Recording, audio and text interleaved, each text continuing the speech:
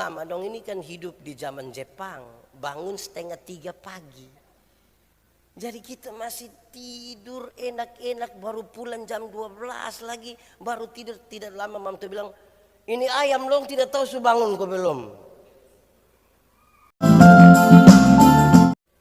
Bapak Ibu Saudara-saudara, pembacaan Alkitab untuk kita hari ini terambil dari kitab Rut pasal 1 ayat 1 sampai ayat yang ke-22. Bapak Ibu Saudara-saudara, Shalom.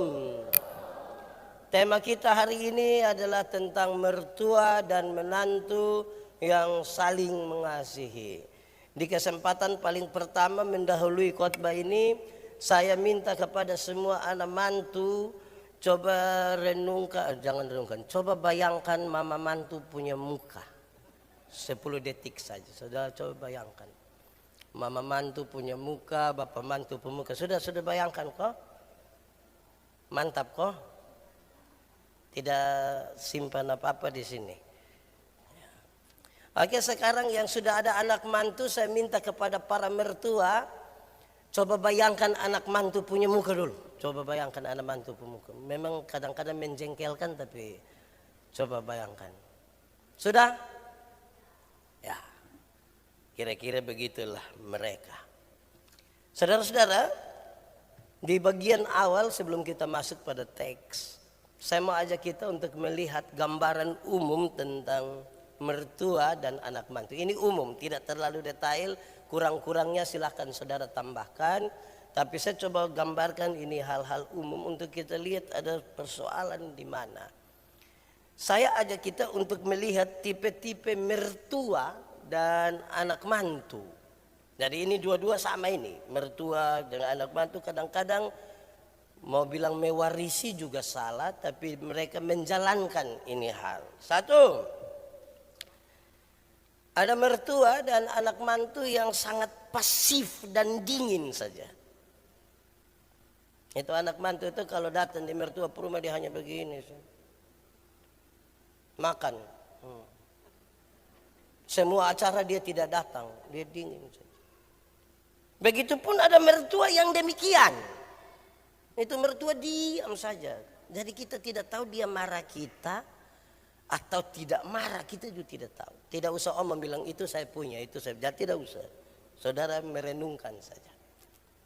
Kedua, ada mertua dan ada anak-anak mantu yang terlalu banyak berkomentar. Bahkan saudara-saudara mereka memberi komentar yang buruk. Ada mertua ini yang selalu omong buruk terhadap dia punya anak mantu. Sampai buat ini anak mantu ini jadi pusing. Kita ini buat semua salah habis di mamtua pun muka itu. Tapi juga ada anak-anak mantu yang terlalu banyak bicara dia punya keburukan dari mertua. Di sini ada kok. Jangan coba-coba bilang ada. Saudara akan dihafal nanti. Itu kira-kira gambaran. Ketiga, ada mertua dan anak mantu yang suka memuji. Suka memuji. Wih, beta pu anak mantu satu tuh terlalu baik. Beta sudah ketemu orang baik tapi anak mantu dia lebih baik dari semua. Kemungkinan sampai mati dia tidak akan sakit. Ini anak mantu. Ada juga anak mantu yang suka memuji dia punya orang tua. Beta punya mertua itu terlalu bersih. Itu orang pembersih tidak ada dua. Bahkan di depan pintu saja tulis bersih pangkal sehat.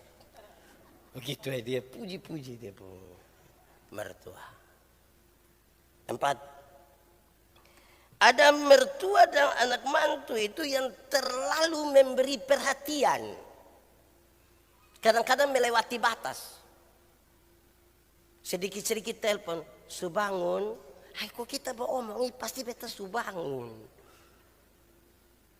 Cek cucu, cek dia punya mantu, cek segala macam dulu. Kamu mau tidur jangan lupa kasih mati kompor ya. Ingat kunci pintu, itu burung di udara tangkap supaya isi. Dia pokoknya perhatikan semua.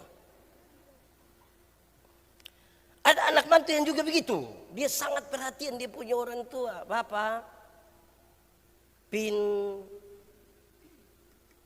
di ATM kasih dulu.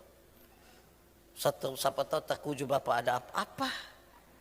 Ini anak mantu begini perhatian sekali Tapi dia memberi perhatian. Apapun, bapak ingat bangun, makan, papa ingat cerita dan teman jangan terlalu lama, jam 9 tidur sudah. Iya anak ini jam 9 pagi, suruh bapak tidur lagi ini. Tapi perhatian, gitu, bagus. Berikut, ada mertua dan anak mantu yang terlalu suka mengatur.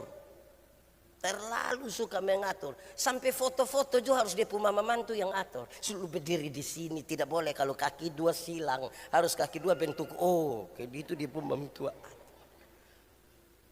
Ada anak mantu juga yang terlalu mengatur dia punya mama mantu. Terlalu mengatur dia punya orang tua. Ini orang tua susah sakit berat juga foto mesti senyum. Senyum begini. Mau senyum karena aku gigi sudah tidak ada. Tapi diatur-atur lah. Ada. Berikut. Ada mertua dan anak mantu yang suka membandingkan dan punya kesan pilih kasih begitu. Ada kita mertua yang kadang-kadang dia suka bandingin anak-anak dong. Soalnya sama kayak beta anak mantu yang di Menelak Petu itu. Tiap hari dia kirim jagung titi daripada yang di Jakarta. Apa yang satu yang di rumah nih? Ada kok yang begitu kok. Jangan omong teman tua di sebelah sebentar. Ada juga anak mantu yang suka banding-banding dia punya mama mantu. Beta pun teman punya mama mantu ini terlalu baik. Terakhir dia punya mama mantu. Nah, lu pindah jadi mama mantu. Ada begitu. Berikut saudara-saudara. Ada mertua dan anak mantu yang suka gosip. Sutua-tua tapi dia selalu gosip dia punya anak mantu. Lihat itu Timor satu. Manusia. Yang anak mantu juga kira mau kalah. Dia juga gosip. Dia bilang, bahasa lihat tua-tua begitu. Ada ganti-ganti baju mah belum lunas itu. Gosip ini, aduh ini. Seberapa ini? Banyak lah, masih ada lah. Kita kasih gambaran dulu, nanti baru kita omong. Ada mertua dan anak mantu yang terlalu suka mengeluh. Mengeluh sekali. Ada mertua-mertua ini yang tidak ada hal lain selain mengeluh tentang dia punya anak mantu. Iya, tapi anak mantu ini dia pun gaji ini hanya 100 juta ini. Terus ada anak mantu juga mengeluh saya. Betul mantua itu. Tiap hari bangun pagi dia telepon bukan omong, dia hanya pakai begini. Mengeluh. Berikut ada mertua dan anak mantu yang sangat materialistis. Ada mertua itu yang ukur dia pun anak mantu itu hanya soal materi saja. Beb anak tuh sedikit lah dia suka akan kirim. Pokoknya mama kalau su telepon tuh belum omong dia su kirim. Belum omong, padahal dia mau kasih tahu lain ini, tapi anak mantu langsung kirim. Pokoknya ukurannya materi saja. Ada anak mantu juga yang pikir dia pun orang tua begitu. Lebih pembab mantu. Dia suka tahu beta bilang kalau urus papa nanti ini rumah lu yang dapat. Biar jaga-jaga, biar tertekan juga, jaga-jaga. Sedikit lagi rumah dapat. Ada mertua dan anak mantu yang kadang-kadang tidak saling peduli. Kamu mau apa kok namanya sunika atau aja masing-masing urus diri sendiri. Papa mama tidak mau urus kamu. Atur kampung diri di situ. Kami lahirkan badan tapi tidak lahirkan sifat. Jadi atur masing-masing. Ada anak mantu juga yang bilang dia orang tua sama. Kita nih menikah karena kita sudah tua, sudah dewasa. Tidak usah atur-atur. Bapak mama urus diri sendiri. Nah, begitu. Berikut. Ada mertua dan anak mantu yang sama-sama sok tahu. Ini mertua ini semua dia tahu, semua hal. Tidak ada satu hal pun yang dia tidak tahu. Jadi kita kadang-kadang pikir ini mertua atau Google. Ada anak mantu juga begitu, semua barang dia tahu habis. Saudara bisa bayangkan kalau yang dua-dua so tahu ini baru tiap hari don duduk bercerita tentang yang don sama-sama tahu. Wih, berat itu. Lagi dua. Nanti yang lain saudara tambahkan karena mungkin saudara pemertua tidak ada di ini bagian. Itu lain sendirilah. Ada mertua dan menantu yang pura-pura baik. Pura-pura baik. Sepertinya peduli padahal penuh kemunafikan. Anak mantu ini dia urus-urus dia pun mama mantu, dia urus-urus mama mantu kan sedih, mantu aduh kasihan betapa anak ini aduh tiap hari urus. Sudah mama namanya kita anak ini mesti berbakti. Pas dia keluar dia bilang tua mati tidak mati mau. Kelihatan baik, tapi ada juga mertua yang begitu, kelihatan sangat baik, kelihatan sangat perhatian, tapi penuh kemunafikan. Nanti dia omong-omong dengan kita baik-baik, kita tidak ada, baru dia panggil dia anak, dia bilang itu hari sebilang jangan kawin dia. Mama siap itu anak dari kamu tidak kawin sekarang gini. Dia penuh kemunafikan. Terakhir dalam yang ini gambaran ini ada orang tua, ada mertua dan menantu yang sangat tergantung. Ada mertua yang tidak mau tinggal sendiri. Dia kepingin rumah rame terus, dia kepingin harus datang terus. Ada anak mantu juga begitu. Dia sangat-sangat tergantung kepada dia punya mertua. Apalagi dia ingat waktu dia kuliah itu mertua suka sekolah dia jadi itu ke film di Indosiar itu dia sangat tergantung. Ya, kalau ada kurang-kurang saudara tambahkan model dan tipe-tipe mertua dan anak mantu sambil berusaha menempatkan diri kita ada di bagian mana lah. Itu gambaran pertama. Gambaran yang kedua saya ingin mulai dengan mengatakan saudara-saudara bahwa ada banyak orang tua, ada banyak mertua ingin tinggal bersama-sama dengan anak-anaknya. Tetapi justru ada banyak anak-anak yang setelah menikah dia tidak mau tinggal dengan dia punya orang tua. Ada banyak. Karena itu saya coba pisahkan antara mertua dan menantu yang tinggal sama-sama dan mertua dan menantu yang tinggal di rumah yang berbeda. Kita mulai dari mertua dan menantu yang tinggal bersama-sama. Ini gambaran umumnya tidak detail, saya memberi gambaran. Mertua dan menantu yang tinggal bersama-sama itu ada banyak pihak yang merasa tidak adil. Ada mertua yang merasa ini tidak adil ini. Ada anak mantu yang dirasa ini tidak adil ini. Masa kok kita beli Indomie 3, mam tua makan 2, beta 1? Tidak adil ini. Masa kok setiap kali ikan lewat beta yang beli, es mama pun itu tidak bisa. Tidak adil ini. Tinggal sama-sama. Ada pihak yang memanfaatkan kesempatan kalau tinggal bersama-sama. Tinggal bersama-sama. Anak mantu bilang, kasih tahu ini kan cucu pertama paling disayang. Picium kung, pipi. Kasih tahu ya. Bilang susu habis. Jadi pas dia manfaatkan itu kesempatan. Ada juga mertua yang memanfaatkan ini kesempatan. Anak mantu ada itu dia sakit terus. Aduh, mama mesti pergi Surabaya. Tidak bisa dengan di sini. Tinggal sama-sama. Ada juga saudara-saudara, kalau kita tinggal bersama-sama, ada upaya, ini upaya bagus nih, untuk mengerti dan menerima. Ada upaya, mungkin kita tidak terlalu kenal mertua karena tinggal sama-sama nih. kita punya istri, suami kasih tahu papa mama nih dari dulu begini. Jadi upaya untuk mengerti, mulai menerima, belajar hidup bersama dan seterusnya. Kira-kira begitu. Ditinggal bersama-sama juga ada yang dilakukan, ada hal yang dilakukan dengan tulus, tapi ada hal yang dilakukan dengan terpaksa. Kan kita tinggal sama-sama, mau tidak mau kan harus lakukan. Ada kadang-kadang tulus, ada kadang-kadang terpaksa kita lakukan. Saudara-saudara, ditinggal bersama-sama mertua dan menantu itu, saudara-saudara, ada pihak tertentu yang serba salah.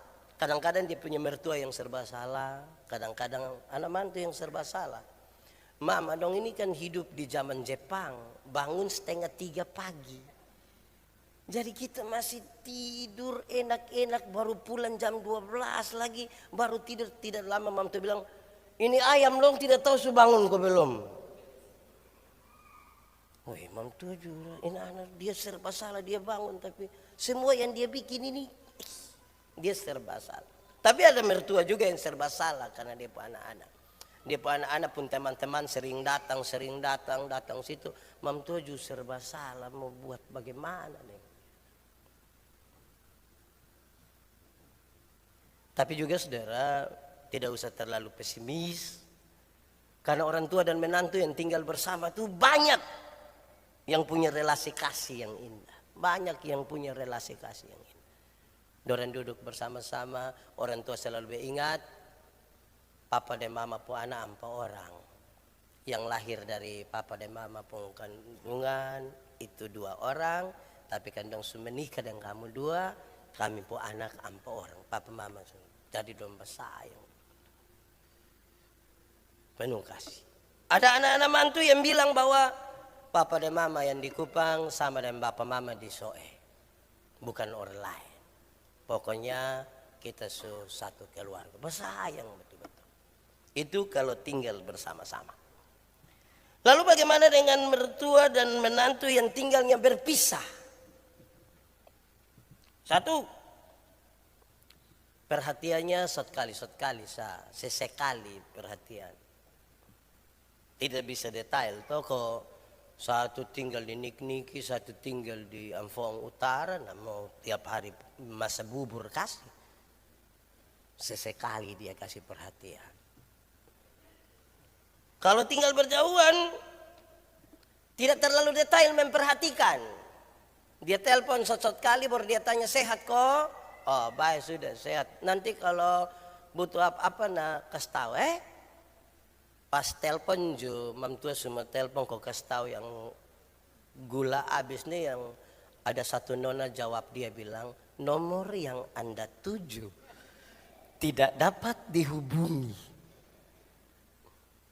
Jadi tidak terlalu detail. Berikut saudara-saudara, orang mertua dan anak mantu yang tinggal berjauhan tuh potensi konfliknya kecil sekali, kan jarang bertemu. Jadi mau bakalai apa? Kecil sekali potensi konflik. Dan yang terakhir, mertua dan anak mantu yang tinggalnya terpisah itu, anak-anak lebih mudah untuk membangun sebuah model kehidupan rumah tangga. Kalau tinggal sama-sama ada kecenderungan mesti ikut papa pun mau, mama pun mau. Tapi kalau tinggal berjauhan ada peluang untuk membangun sebuah model sendiri. Kira-kira itu gambaran umum dari mertua dan anak mantu.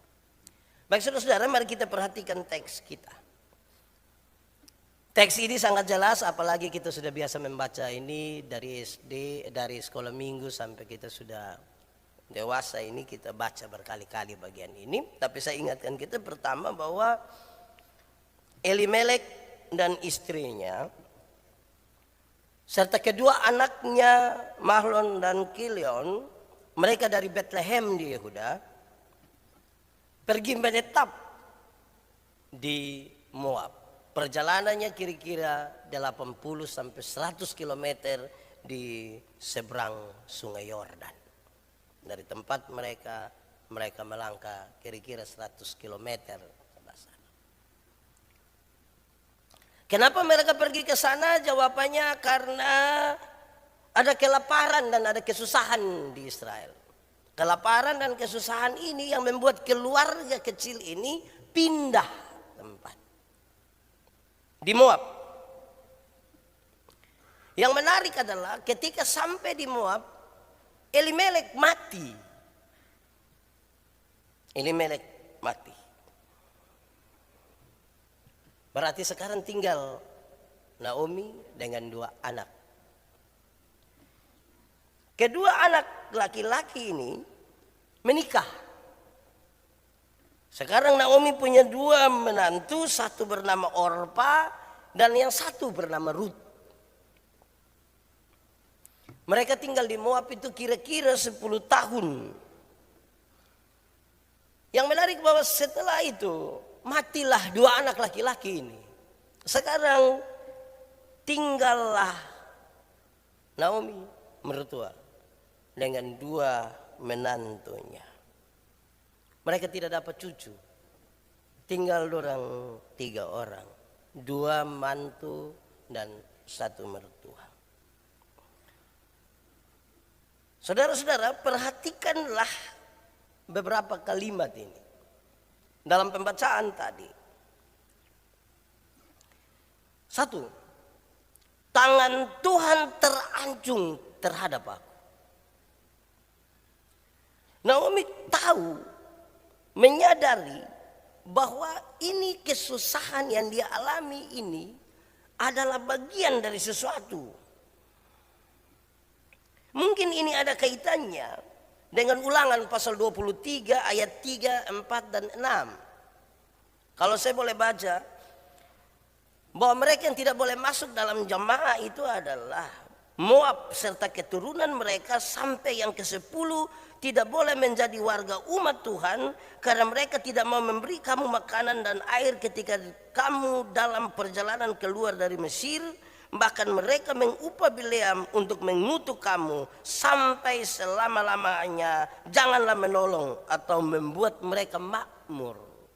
Tentang Moab ada dituliskan demikian. Ini orang Moab ini begini.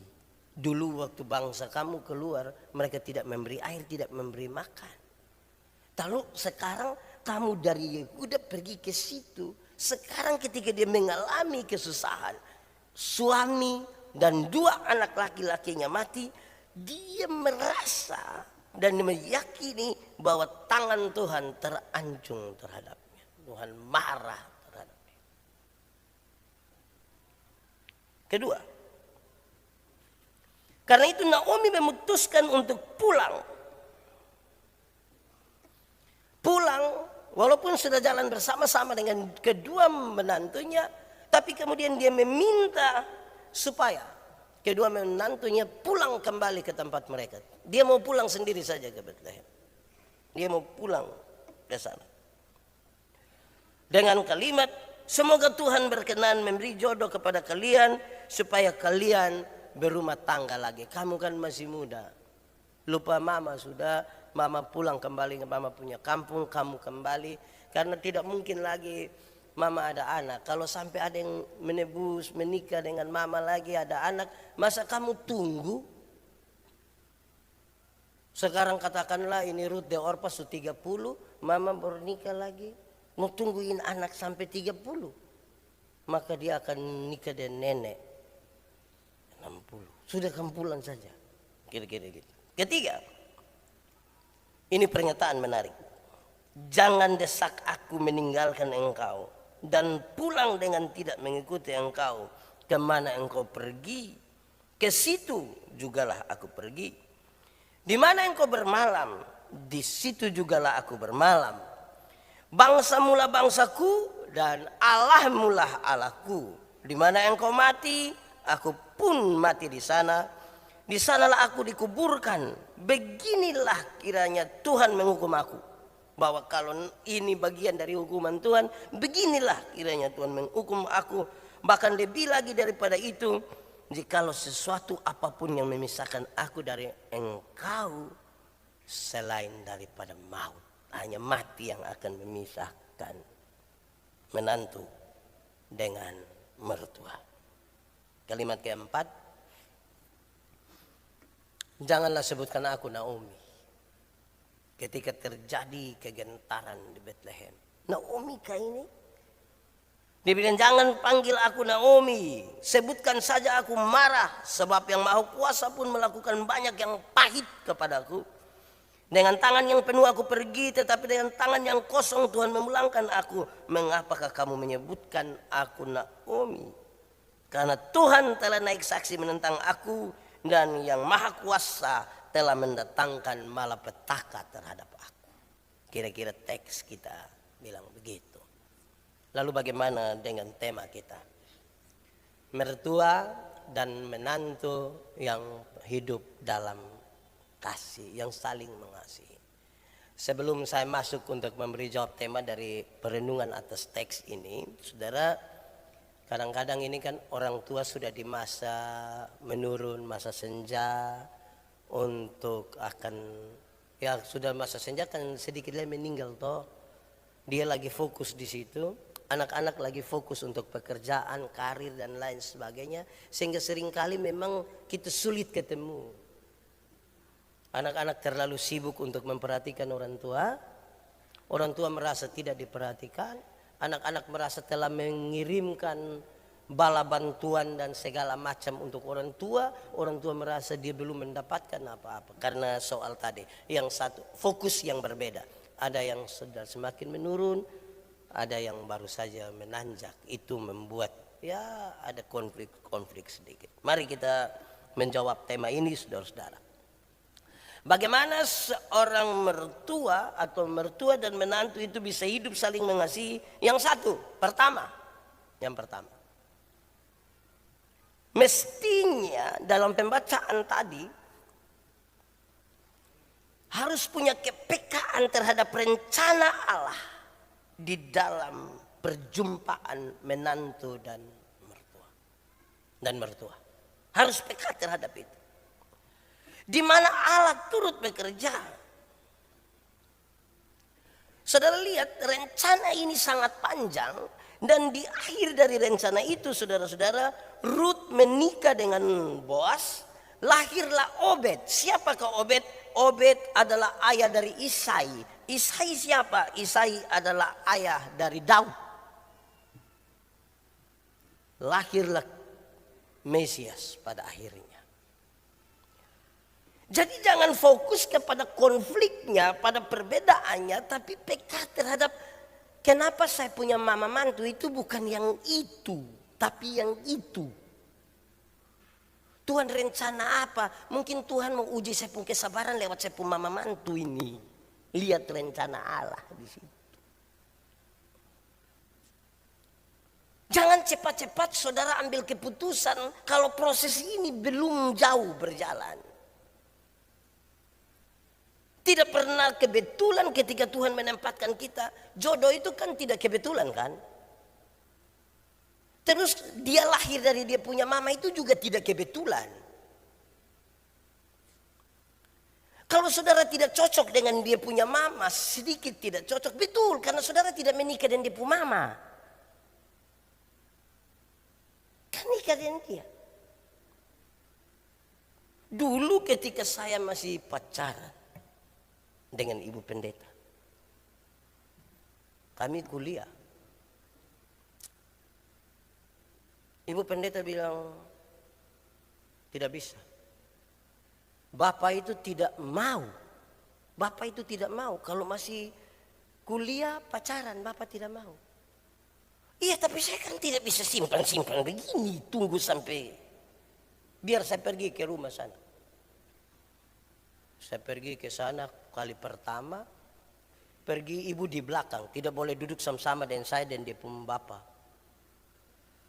Kami cerita sekitar 6 jam. Terus saya tidak pergi lagi.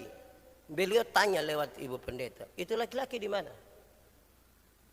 Ibu datang bilang, bapak ada bilang itu laki-laki di mana? Pikas tahu ibu pembapa Pikas tahu pembapa. Masa kok kita pergi bukan cerita dan dia pun anak, cerita dan dia pun bapak. Ibu kasih tahu, ibu pendeta kasih tahu, habis saya sampai. Beliau marah betul. Kau duduk. Betul kau ada omong. Omong apa bapak? Bilang datang sini bukan cerita dan dia punya anak, tapi cerita dan dia punya bapak. Ya betul, saya omong begitu bapak. Saya kasih tahu kau. Kalau saya tidak ada, itu anak nona tidak ada. Saya bilang betul bapak. Kalau saya tidak kenal dia, saya tidak kenal bapak juga. Jadi kalau kita ada beda sedikit, memang betul kan kita suka dia punya anak, bukan suka dia punya bapak kan. Kalau sampai kita suka dia punya bapak, ada kemungkinan kita suka dia punya harta itu. Tapi pakai dia punya anak untuk kita nikah. Jadi kalau ada konflik sedikit tidak apa-apa, tapi mari kita lihat ada rencana Tuhan apa dalam kita punya rumah tangga yang saya punya mertua harus itu. Dan dia punya mantu harus saya. Jangan berhenti di tengah jalan. Jangan cepat-cepat mau ganti mertua. Mertua ganti. Lama-lama ada grup WA mertua. Kita pusing nanti. Karena itu saudara-saudara, peka lebih duluan terhadap apa rencana Allah di situ. Itu penting.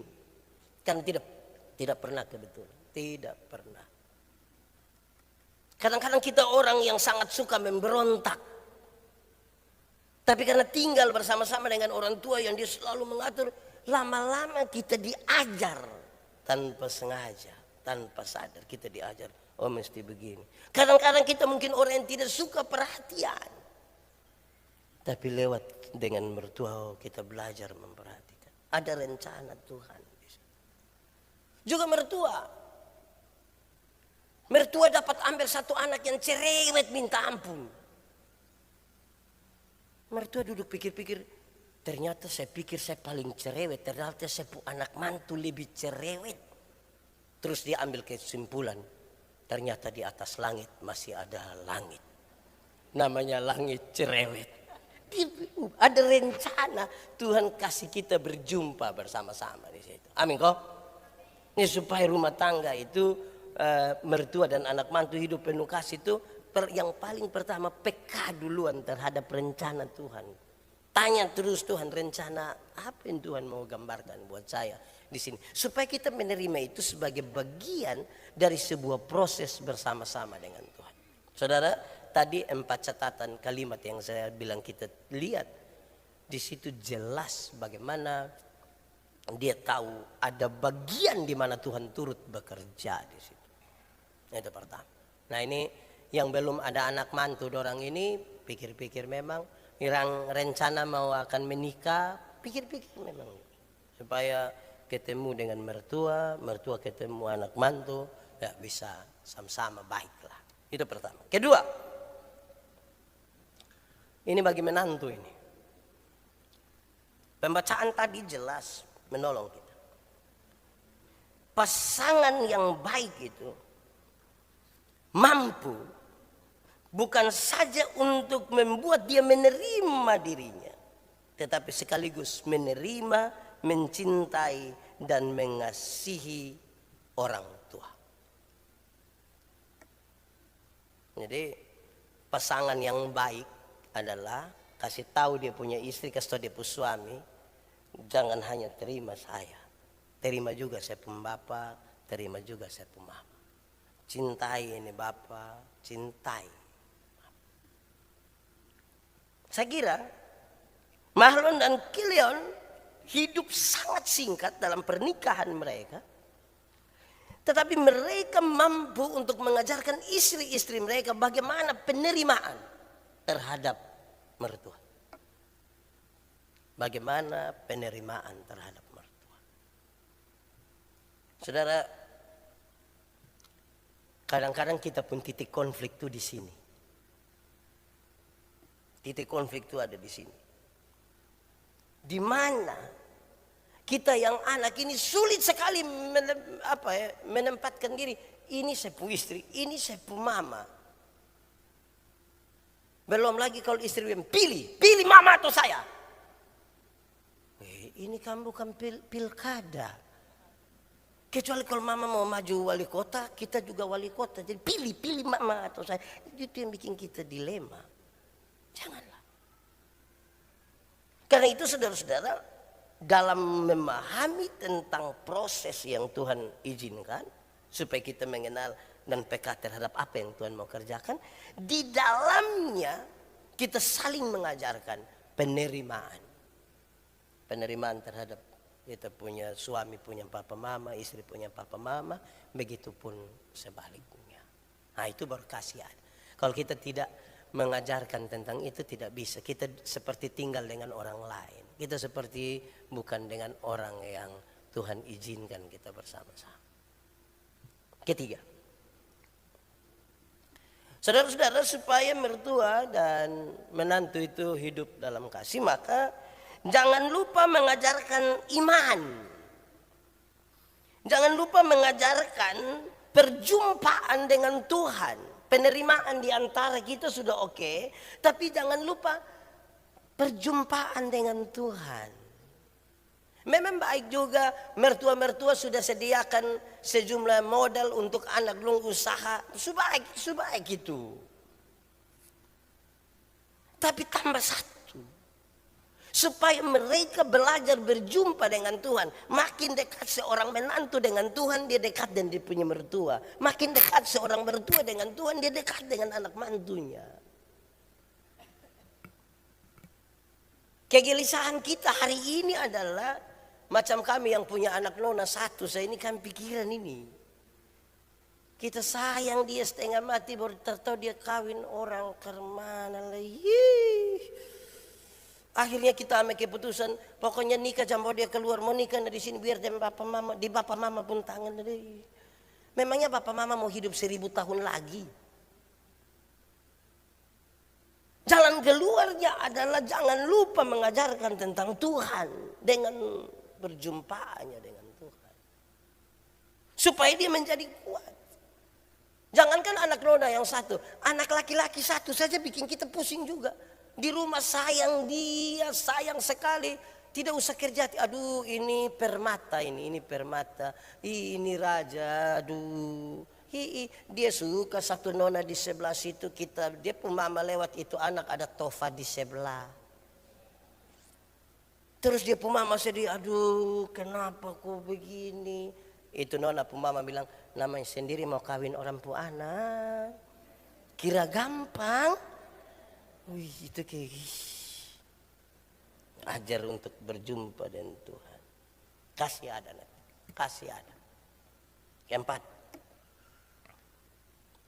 Saudara-saudara, dari hal-hal tadi itu, rencana Tuhan mengajarkan untuk menerima bukan saja diri tapi juga orang tua, mengajarkan perjumpaan dengan Tuhan. Yang keempat ini ya, jadi ada kekuatan emosional, ada kekuatan emosi. Kita kan bersama-sama berdoa bersama-sama, ada saling kunjung, mendengarkan, menerima. Di situ ada kekuatan emosi.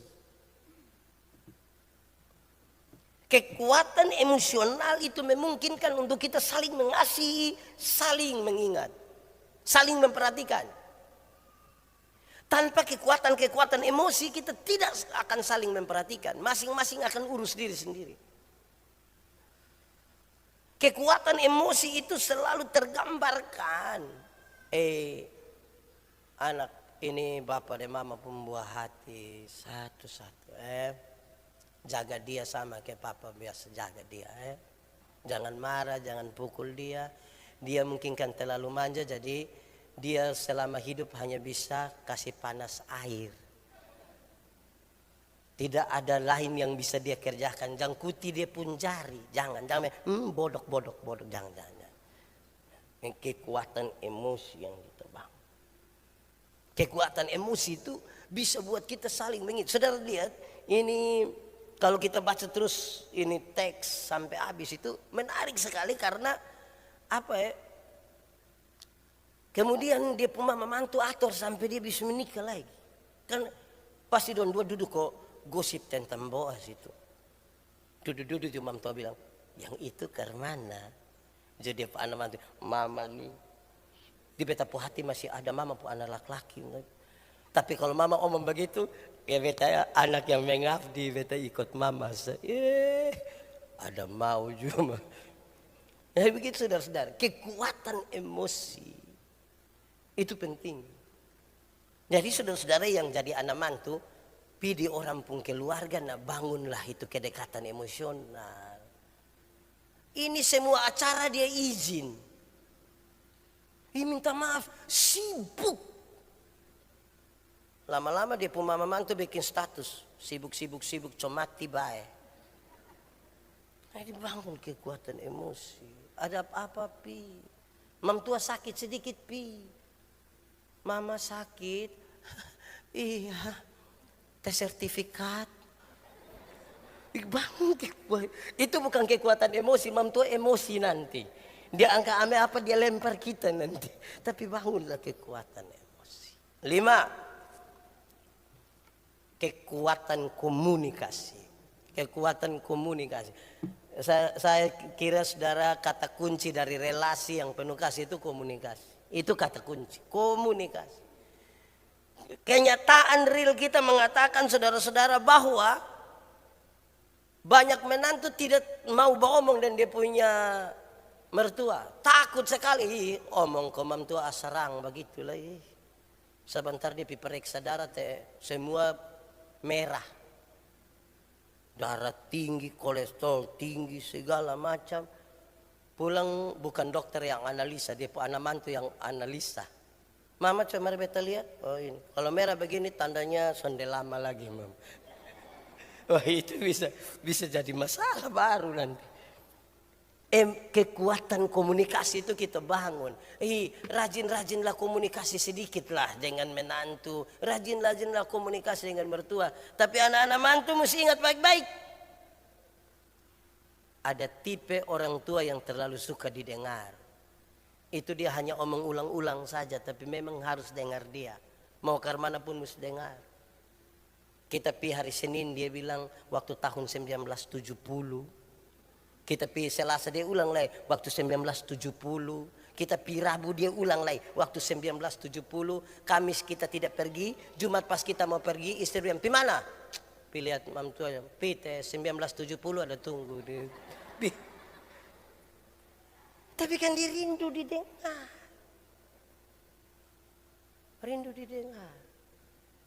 Bangunlah kekuatan komunikasi di antara mereka. Saudara lihat ini teks ini baik sekali.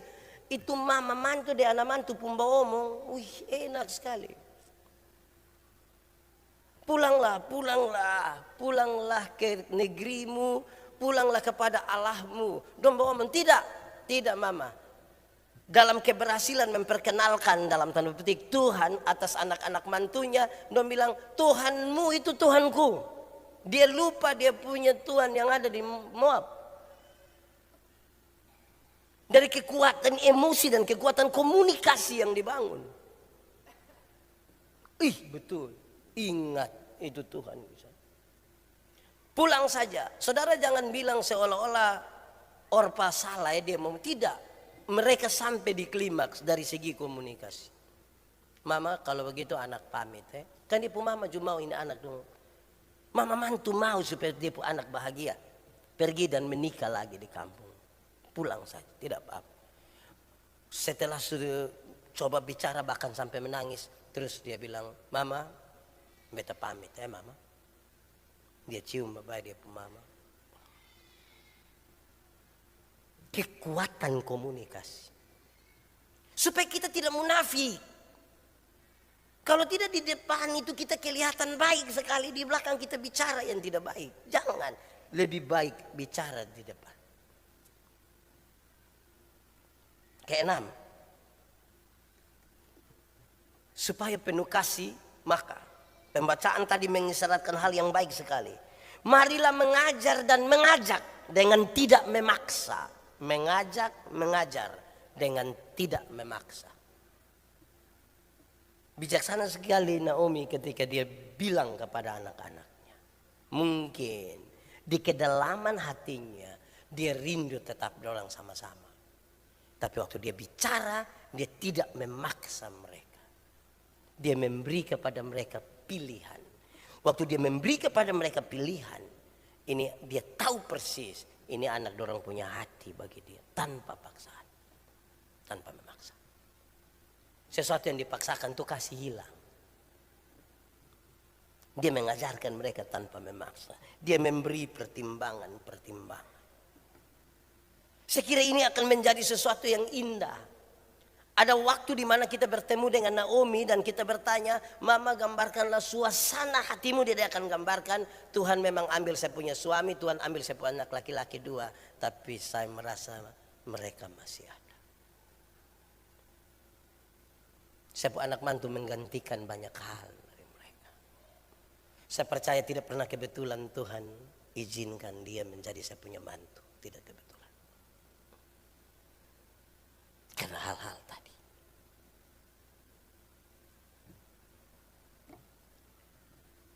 Hari ini masih ada mertua yang sakit hati dan dia punya mantu. Dalam bahasa kasih harus kita lepaskan itu. Hari ini masih ada mantu yang mungkin dia kecewa dan sakit hati dan dia punya mertua. Mungkin kata-kata yang dia pernah dengar tidak indah.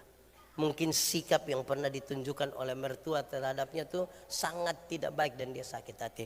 Pembacaan firman dan perenungan ini menolong kita. Mari kita bebaskan itu semua.